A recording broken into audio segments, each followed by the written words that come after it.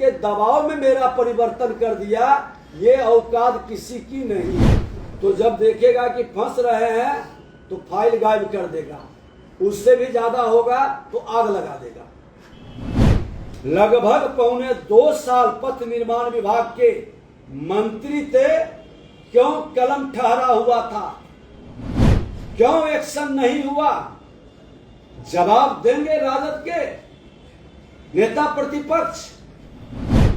विजय सिन्हा ने तो एक्शन भी लिया, कार्रवाई भी किया और संवेदक को डीबार कर दिया। ऐसे लोग बचेंगे नहीं। जो 26 करोड़ का भुगतान है वो राजद के पीरियड में एसपी सिंघला को अगवानी सुल्तानपुर गंगा पुल के पुनर्निर्माण तक एजेंसी को डीबार करने हेतु आदेश हमने दे दिया। साथ ही आगे के पुनर्निर्माण हेतु विकास आयुक्त की अध्यक्षता में एक कमेटी गठित करने का भी हमने आदेश दिया। ऐसा नहीं है कि कार्रवाई नहीं की, हमने कार्रवाई किया है।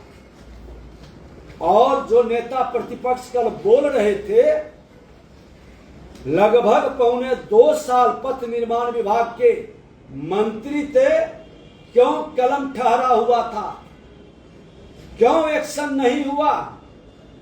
जवाब देंगे राजद के नेता प्रतिपक्ष। विजय सिन्हा ने तो एक्शन भी लिया, कार्रवाई भी किया और संवेदक को डीबार कर दिया। और एक बता दें, अभी एक उठा रहे थे 26 करोड़ के विषय को, क्या सुल्तानगंज तो सुल्तानगंज का तो गया का, तो गया जिले में निष्पादित परियोजना में 26 करोड़ रुपए के अतिरिक्त भुगतान के साक्ष्य मिले, जो प्रमाणित हो चुके थे। हमने एक स्पेशल कमेटी गठित कर करके झारखंड सरकार के पत्र ये माइंस के सेक्रेटरी के पास भेजा था। उन्होंने जानकारी नहीं देके 1 हफ्ते की बात किया था, जो पिछले हम आपको प्रेस कॉन्फ्रेंस में बताया था। लेकिन जिस पर हमने संज्ञान लेते हुए जांच के आदेश दिए थे, जांच अंतिम चरण में है। इस अनियमितता में संलिप्त संवेदक राजा कंस्ट्रक्शन तथा अधिकारियों पर कार्रवाई के आदेश दिए गए हैं और इस मामले में राजनीति से जुड़े लोगों की ओर से अनावश्यक दबाव डालने के भी प्रयास किए गए, लेकिन विजय सिन्हा इससे प्रभावित नहीं होता है। और हमारे माननीय मंत्री आज पथ निर्माण विभाग के नितिन नवीन जी भी हमारी बातचीत हुई है। ऐसे लोग बचेंगे नहीं। जो भी एक्स्ट्रा कैरेज के नाम पर पैसा उठा लिए हैं, पैसे की वसूली भी होगी और उसको ब्लैक लिस्टेड करने का भी सरकार काम करेगी, क्योंकि ये बिहार के माननीय मुख्यमंत्री नीतीश कुमार जी का भ्रष्टाचार पर जीरो टॉलरेंस पूरी तरह से जमीन पर उतारा जाएगा। इसमें कोई बचेंगे नहीं। और हमने उतना ही नहीं किया, जब एक जगह इस तरह की गड़बड़ी पकड़ाया तो बिहार के सभी जिले के अंदर एक्स्ट्रा कैरेज कहां इस तरह का जो 26 करोड़ का भुगतान है वो राजद के पीरियड में माननीय मंत्री तेजस्वी यादव थे, उनके पीरियड में भुगतान किया गया। तो वो तमाम को हमने कहा है कि निकाले और इस पर उच्च स्तरीय जांच करा ले, क्योंकि सरकार के पैसे की लूट की छूट कतई नहीं दी जाएगी। और मुख्यमंत्री जी ने पूरा निर्देश दिया कि एकदम पूरी तरह से इस पर कार्रवाई करो, कि किसी के कहने पर और किसी के दबाव में मेरा परिवर्तन कर दिया, ये औकात किसी की नहीं है। 2 सवाल है। एक चीज तो कि आप 13 महीने रहे उस विभाग में, आपको फाइल लेने में 10 महीने लग गए, तो क्या विभाग में अफसरशाही हावी है? नहीं, ये फाइल मिल नहीं रहा था, कहीं न कहीं समस्या थी। जो गड़बड़ करते हैं वो तो देखते हैं ना कि गड़बड़ी करेगा तो जब देखेगा कि फंस रहे हैं तो फाइल गायब कर देगा, उससे भी ज्यादा होगा तो आग लगा देगा, उससे भी ज्यादा होगा तो कुछ और नया खेल खेलेगा। ये भ्रष्ट लोग करते हैं, लेकिन सरकार सजग है। मुख्यमंत्री जी का साफ निर्देश था कि ऐसे भ्रष्टाचारी पर आप कार्रवाई कीजिए, और हमने कार्रवाई का कदम उठाया है और ये रुकेगा नहीं। ये मन में शंका कतई नहीं पालिए कि भ्रष्ट लोग बच जाएंगे, और उप मुख्यमंत्री के नाते मेरी निगाह ऐसे लोगों पर हमेशा बनी रहती है। ईडी किसके खिलाफ कार्रवाई कर रही है? ईडी किसके खिलाफ कार्रवाई कर रही है? कौन कौन अफसर है वो? विशेष डिटेल बाद में।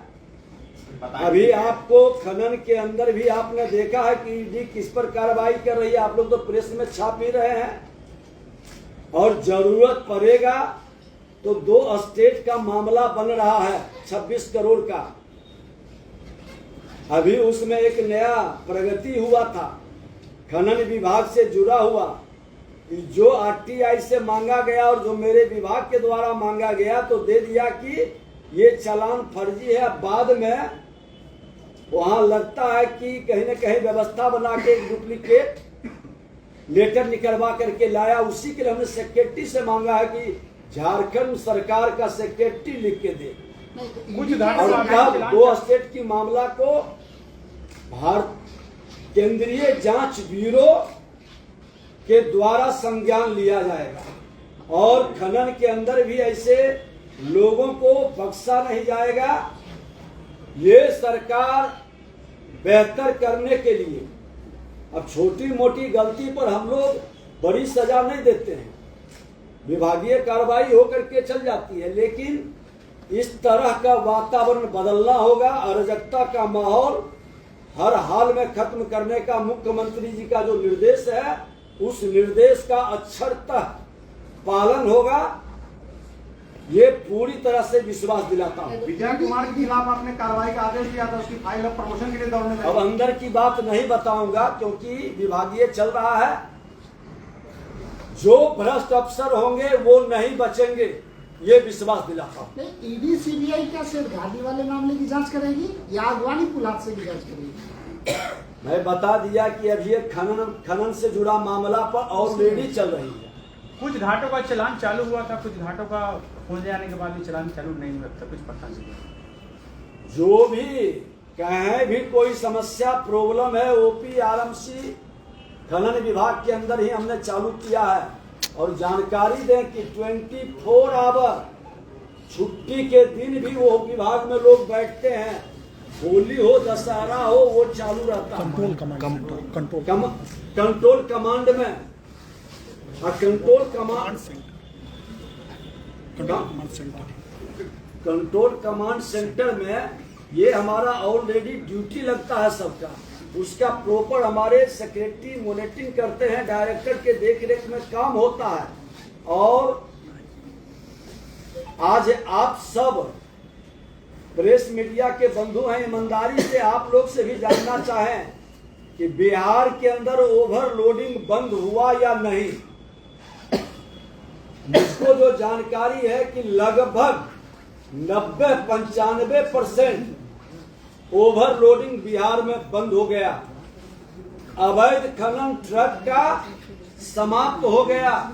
ट्रैक्टर से कुछ, हम तो एक इनाम भी घोषित किए हैं कि ट्रक वाले को बड़ी गाड़ी को पकड़वाएंगे तो 10,000 रुपया इनाम, और छोटी गाड़ी ट्रैक्टर को पकड़ाएंगे तो 5,000 इनाम। और फिर मैं कल कुछ लोगों को मुख्यमंत्री से इनाम शुरुआत करवाए थे, उसके बाद हमने भी एक बार किया था। कल खनन विभाग के अंदर भी हम इनाम कुछ लोग को और देंगे, जो बिहारी योद्धा के रूप में अवैध खनन ओवरलोडिंग के वातावरण को खत्म कर रहा है। अगर जो सरकार की मंशा साफ है, इसलिए हम खनन विभाग में सफल हुए हैं। कुछ बहुत कम मात्रा में भ्रष्ट लोग हैं जो कि गलत को बढ़ावा देने का प्रयास करते हैं, वो सफल नहीं होंगे। वो कई तरह के बहुरचना रचेंगे, हमारे आपके साथ रहने वाले लोगों के बीच भी भ्रम फैलाएंगे, प्रभावित करने का, बदनाम करने का प्रयास करेंगे। आज कई प्रेस मीडिया के लोगों के माध्यम से सूचना मिली कि साल भर से खनन विभाग के अंदर सब चीज ठीक चल रहा था और अभी ट्रक वाले हड़ताल कर दिए क्योंकि खनन नीति खराब है। आयुष्मान भारत के तहत निशुल्क surgery Netaji Subhash medical college एवं हॉस्पिटल में जनरल सर्जरी, नेत्र surgery, ENT surgery, ortho surgery, प्रसूति एवं स्त्री रोग सर्जरी की सुविधा आयुष्मान भारत के तहत उपलब्ध है। साथ ही बीमा कंपनी के द्वारा इलाज की सुविधा। NSMCH, अम्हारा, बिहटा, पटना।